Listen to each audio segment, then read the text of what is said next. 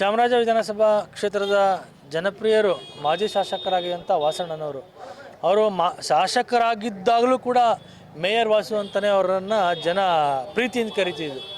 ಶಾಸಕರು ವಾಸು ಅಂತ ಹೇಳ್ತಿರಲಿಲ್ಲ, ಮೇಯರ್ ವಾಸು ಅಂತೇಳಿ. ಮೇಯರ್ ಆಗಿದ್ದಂಥ ಸಂದರ್ಭದಲ್ಲಿ ಆ ರೀತಿ ಅವ್ರ ಕೆಲಸವನ್ನು ಕೊಡುಗೆಯನ್ನು ಈ ಸಾಂಸ್ಕೃತಿಕ ನಗರ ಮೈಸೂರು ಕೊಟ್ಟಿದ್ದರು. ಇವತ್ತು ಅವರು ಹುಟ್ಟಿದ ದಿನ, ಅವರ ಜನ್ಮ ದಿನವನ್ನು ಅವ್ರು ಬದುಕಿದಾಗಲೂ ಕೂಡ ಅವ್ರ ಜನ್ಮದಿನದಂದು ಈ ದೇವಸ್ಥಾನದ ಮುಂದೆ ನಾವು ವಿಶೇಷ ಪೂಜೆಯನ್ನು ಸಲ್ಲಿಸಿ ಸಾರ್ವಜನಿಕ ಪ್ರಸಾದವನ್ನು ಕೊಡ್ತಿದ್ದು. ಆದರೆ ಅವರು ಇವತ್ತಿಲ್ಲ ನಮ್ಮೊಂದಿಗೆ. ಆದರೂ ಕೂಡ ಇವತ್ತು ಅವ್ರ ಜನ್ಮದಿನವನ್ನು ಇದೇ ದೇವಸ್ಥಾನದ ಮುಂದೆ ನಾವು ಕಳೆದ ವರ್ಷವೂ ಮಾಡಿದ್ದು, ಈ ವರ್ಷವೂ ಮಾಡ್ತಾಯಿದ್ವಿ. ಕಾರಣ ಏನಂತ ಹೇಳಿದ್ರೆ 35 ವರ್ಷದಿಂದ ದೇವಸ್ಥಾನವನ್ನು ಅತಿಕ್ರಮಿಸ್ಕೊಂಡು ಕಾಂಪೌಂಡ್ ಹಾಕ್ಕೊಂಡು ಗೋಡನ್ ಮಾಡ್ಕೊಂಡಿದ್ರು 15,000 ಸ್ಕ್ವೇರ್ ಫೀಟ್ ಏರಿಯಾದಲ್ಲಿ. ಅವ್ರ ಶಾಸಕರಂಥ ಅವಧಿಯಲ್ಲಿ ಭಾಳಷ್ಟು ಜನ ಶಾಸಕರುಗಳು ಹಿಂದೆ ಇದ್ದರು, ಭಾಳಷ್ಟು ಜನ ನಗರ ಪಾಲಿಕೆ ಸದಸ್ಯರಿದ್ದರು.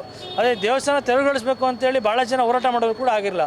ಆದರೆ ವಾಸಣ್ಣನವರ ಗಟ್ಟಿ ನಿಲುವಿನಿಂದ ಈ ದೇವಸ್ಥಾನ ತೆರವಾಗಿ ಸಾರ್ವಜನಿಕರಿಗೆ ದರ್ಶನ ಆಗ್ತಕ್ಕಂಥ ಆಂಜನೇಯ ಸ್ವಾಮಿ ದೇವಸ್ಥಾನ ಆಗಿದೆ. ಸುಮಾರು 300 ವರ್ಷಕ್ಕೂ ಹೆಚ್ಚು ಇತಿಹಾಸ ಇರತಕ್ಕಂಥ ದೇವಸ್ಥಾನ.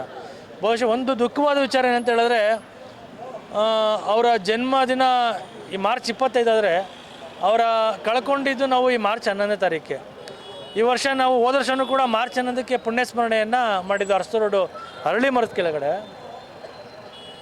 ಜನ್ಮದಿನವನ್ನು ಹೋದ ವರ್ಷವೂ ಕೂಡ ಇದೇ ದೇವಸ್ಥಾನದ ಮುಂದೆ ಮಾಡಿದ್ದು, ಇವತ್ತು ಇದೇ ದೇವಸ್ಥಾನದ ಮುಂದೆ ಮಾಡ್ತಾಯಿದ್ದೀವಿ. ಪುಣ್ಯಸ್ಮರಣೆ ಜನ್ಮ ಸ್ಮರಣೆ ಎರಡೂ ಒಂದೇ ತಿಂಗಳು ಮಾಡೋದು ಎಲ್ಲೋ ಒಂದು ಕಡೆ ಭಾಳ ದುಃಖಕರವಾದ ವಿಚಾರ. ಹಾಗಾಗಿ ಅವ್ರು ನಮ್ಮ ಜೊತೆ ಇಲ್ಲ ಅಂದರೂ ಕೂಡ ಅವರು ನಮ್ಮ ಜೊತೆ ಇದ್ದಾಗ ನಮ್ಗೆ ಏನೇನೋ ದಾರಿ ತೋರಿಸಿದ್ರು, ಆ ದಾರಿಯಲ್ಲಿ ಹೋಗ್ತಾ ಇದ್ದೀವಿ. ಅವರೆಲ್ಲ ಬಳಗ ಕೂಡ ನೋಡಿ, ಒಬ್ಬ ರಾಜಕಾರಣಿ ಅಧಿಕಾರದಲ್ಲಿದ್ದಾಗ ಮಾತ್ರ ಅವ್ರಿಗೆ ಗೌರವ ಇರ್ತಕ್ಕಂಥದ್ದು. ಅವ್ರ ಅಧಿಕಾರ ಇಲ್ಲ ಅಂದರೂ ಕೂಡ ಜನಗಳು ಅಧಿಕಾರಿಗಳು ಅವ್ರನ್ನ ಅಷ್ಟೇ ಪ್ರೀತಿ ಮಾಡ್ತಿದ್ರು. ಅವ್ರು ಇವತ್ತು ಈ ಭೂಮಿ ಮೇಲಿಲ್ಲ ಅಂದರೂ ಕೂಡ ಅವರ ಜನಗಳು ಮತ್ತು ಅಭಿಮಾನಿಗಳು ಅಧಿಕಾರಿಗಳು ಅಷ್ಟೇ ಪ್ರೀತಿ ಮಾಡ್ತಾರೆ. ಇದೇ ಒಂದು ನಿದರ್ಶನ ಅಂತ ಈ ಸಂದರ್ಭದಲ್ಲಿ ಹೇಳ್ತಾ, ಅವ್ರ ಜನ್ಮದಿನದ ಪ್ರಯುಕ್ತ ಈ ಭಾಗದಲ್ಲಿ ಸಾರ್ವಜನಿಕರಿಗೆ ಸಿಹಿ ಮೈಸೂರು ಪಾಕನ್ನು ವಿತರಿಸೋ ಮೂಲಕ ನಾವೆಲ್ಲ ಅಭಿಮಾನಿಗಳು ಆಚರಣೆ ಮಾಡಿದ್ದೀವಿ. ಅದು ನಮಗೆ ಬಹುಶಃ ಪ್ರತಿದಿನವೂ ಕೂಡ ಅದು ನಮಗೆ ಅವ್ರ ಅನುಪಸ್ಥಿತಿ ಎಲ್ಲೋ ಒಂದು ಕಡೆ ಏನೋ ಕಳ್ಕೊಂಡ ರೀತಿ ನಮ್ಗೆ ಕಾಣುತ್ತೆ. ಯಾಕೆ ಅಂತ ಹೇಳಿದ್ರೆ, ನಾವು ಬೆಳಗ್ಗೆ ಎದ್ದಾಗ ನಮ್ಮ ಆಫೀಸ್ನಲ್ಲಿ ಹೋದಾಗ ಅವರ ಫೋಟೋನ ಕೈ ಮುಗ್ದು ನಾವು ಒಳಗಡೆ ಹೋಗ್ತಕ್ಕಂಥದ್ದು.